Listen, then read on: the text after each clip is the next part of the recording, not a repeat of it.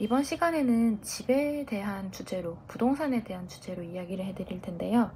먼저 중국에서 집을 구하는 방법, 그 과정에서 알면 좋은 부동산 용어들, 그리고 향후 월세를 내는 부분을 저의 경험을 통해 말씀을 드리도록 하겠습니다. 두 번째는 중국의 집들이 한국의 집과 어떻게 다른지 제가 직접 경험해본 걸 공유 드리면서 말씀을 드리도록 하겠습니다. 중국에서 취업을 앞둔 혹은 입사를 앞둔 분들이 가장 먼저 고민을 하는 부분이 아마 집을 구할 것이라고 생각하는데요. 저도 취업이 확정나고 가장 먼저 한 일이 집을 구하는 일이었습니다. 그만큼 정말 중요하지만은 또 급하게 해야 될 부분인데요. 집을 구할 당시를 생각해보면 처음에 유명한 부동산 APP를 설치를 하고 그 예산에 맞게 검색부터 한 것 같습니다. 당시에는 리엔지아라는 앱을 이용해서 검색을 했었고, 저는 출퇴근 시간을 줄이고 싶었기 때문에 도보로 출퇴근이 가능한 거리의 집부터 봤습니다. 앱으로 매물을 확인한 후 이제 그 매물을 올린 부동산에 방문을 해보니까 생각보다 허위 매물이 많더라고요. 누가 봐도 깨끗하고 저렴한 집들은 이미 중개가 완료되었다고 말을 했고요. 아예 집을 볼 수조차 없었습니다. 비슷한 매물들을 보여줬지만은 생각한 컨디션보다 좋지는 않았어요. 그래서 동일 앱으로 다른 부동산을 검색해가지고 당시 집을 계약할 수 있었고요. 지역마다 조금 다르지만은 잘 사용하는 부동산 앱으로는 리엔지아, 베이커, 안쥐커 등이 있고요. 다른 방법으로는 한국인 커뮤니티 혹은 샤오홍슈에 개인이 양도하는 글을 보고 DM에 날리거나 하는 방법도 있습니다. 다만 개인이 올린 글이기 때문에 부동산을 끼고 계약을 하는지 확인을 한번 하셔야 되고요. 특히 중국은 주숙 등기의 제도가 있습니다. 그래서 이 부분에 문제 소지가 없는지 외국인인 우리가 혹여 나중에 문제가 되진 않을지 이런 부분에 조금 확인을 하시면 좋을 것 같습니다. 그리고 중국도 한국처럼 아파트 브랜드가 있는데요. 제가 살던 지역에는 켈리, 왕커, 화룬 등의 이제 그런 그 건축회사, 그런 회사가 지은 아파트들이 시설이 비교적 좋았는데, 시설을 보면은 커뮤니티 시설이라든지 정원 관리, 그리고 위생, 이런 부분에서 관리들이 참 잘 되어 있더라고요. 허나 이런 브랜드 아파트들은 사실 월세가 조금 높게 책정이 될 가능성이 높죠. 당연하지만 저렴하지만 좋은 매물을 원하시면은 그만큼 발품을 많이 팔아야 되는 것도 많고요. 다음은 부동산 구할 때 알아놓으면 좋은 용어들을 설명을 드리려고 하는데요. 가족을 부양해서 중국으로 가시는 분들도 있지만은 사실 혼자 중국에 가서 취업을 하시는 분들을 위해 몇 가지 용어를 정리해 봤습니다. 일단 중국의 그 부동산 단위는 한국과 조금 다른데요. 한국은 1평이 3.3제곱미터지만은 중국은 1평을 그대로 1제곱미터라고 말합니다. 즉 한국의 10평은 중국의 33평이 되는 거고요. 저도 실제로 계약을 할 때 계약사 사진상으로는 58평이라 해가지고 너무 넓은 거 아니야? 라고 생각을 했는데 알고 보니 15평 정도 되는 사이즈에 딱 제가 혼자 살기 알맞는 컨디션이었고요. 그리고 한국에서 집을 구할 때 한국의 오피스텔과 조금 비슷한 그런 곳을 구하고 싶다 하면은 꽁위라고 알아보시면 됩니다.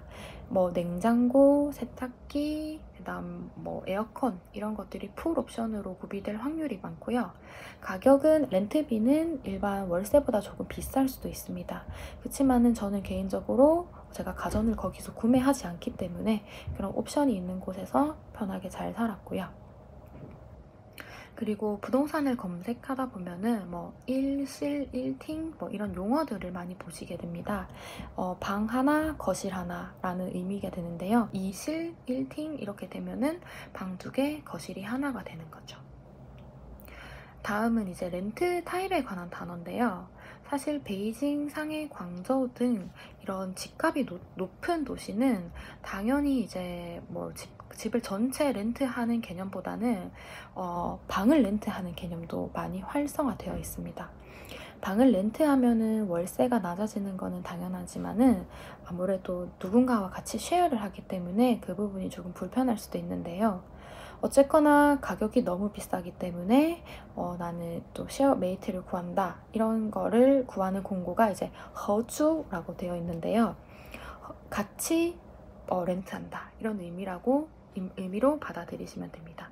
그리고 집을 전체 렌트하고 싶을 때는 정주 해가지고 전체를 렌트한다 라고 검색하시면 됩니다. 다음은 월세를 낼 때 알아두면 좋은 팁인데요.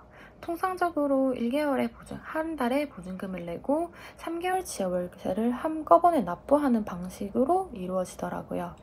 간혹가다 집주인이 6개월치를 내달라고 하는데 그거는 집주인과 부동산과 한번 상의를 해보시면 좋을 것 같아요. 더군다나 저희가 첫 월 렌트비를 낼 때는 인민폐를 준비해오지 않았기 때문에 혹은 많이 있지 않기 때문에 그 부분은 꼭 집주인과 이야기를 해보시면 좋을 것 같고요. 공과금액 같은 경우는 뭐 물세, 전기세, 뭐 가스비 이런 식으로 매달 청구서가 날아왔습니다. 그리고 저는 집을 구할 때 이 민쉐이 민디엔이라는 게 있는지를 봤는데 이 옵션이 상대적으로 용 전기료나 물세보다 가격이 낮고 저렴하게 이용하실 수 있다고 합니다. 저는 상업용 전기를 쓰는 방에서는 살아보진 않았지만은 그래도 살아보신 분들은 차이가 꽤 많이 난다고 하시더라고요. 똑같은 옵션이라면은 민쉐 민디엔을 선택하시는 게 더 낫겠죠. 그리고 저는 동북 지역에서 살았는데요. 동북 지역은 조금 특이한 문화가 있습니다. 10월부터 4월까지 중앙난방이 들어오게 되는데요. 이 부분은 이제 정부에서 중앙 집중 방식으로 모든 가구들에게 따뜻한 보일러를 쏴준다고 생각하시면 되세요. 이 금액에 대해서는 제가 지불하지 않았고 집주인이 지불했던 걸로 기억을 합니다. 그래서 저는 겨울 내내 보일러를 틀지 않고 따뜻하게 보냈던 기억이 나네요. 이렇게 집을 구할 때 팁을 말씀드렸다면은 중국 집의 특징에 대해서도 말씀을 드리려고 합니다. 한국은 가스 보일러가 보편화되어 있지만 중국은 개별 보일러를 틀어 집을 따뜻하게 하지 않더라고요. 다만 앞서 말씀드렸다시피 북방 지역은 중앙 난방이 들어오기 때문에 난방이 들어오기 전 조금 쌀쌀할 때, 아니면 난방이 끊기고 조금 쌀쌀할 때 그때 히터를 트시거나 이런 식으로 하셔도 됩니다. 그리고 따뜻한 온수를 틀 때 중국은 각 화장실마다 온수기가 있습니다. 물론 지금은 이게 많이 없어지고 아니면 온수기를 조금 벽에 숨기거나 이런 식으로 되어 있는데 제가 살 때만 해도 각 화장실에 온수기가 하나씩 다 있었습니다. 그래서 이 온수를 켜서 물을 데우고 따뜻한 물을 사용해야 되는 그런 부분이 가스 보일러에 익숙한 저에게는 조금 불편하긴 하더라고요. 마지막으로 한국과 다른 점을 뽑자면은 분리수거 문화였는데요.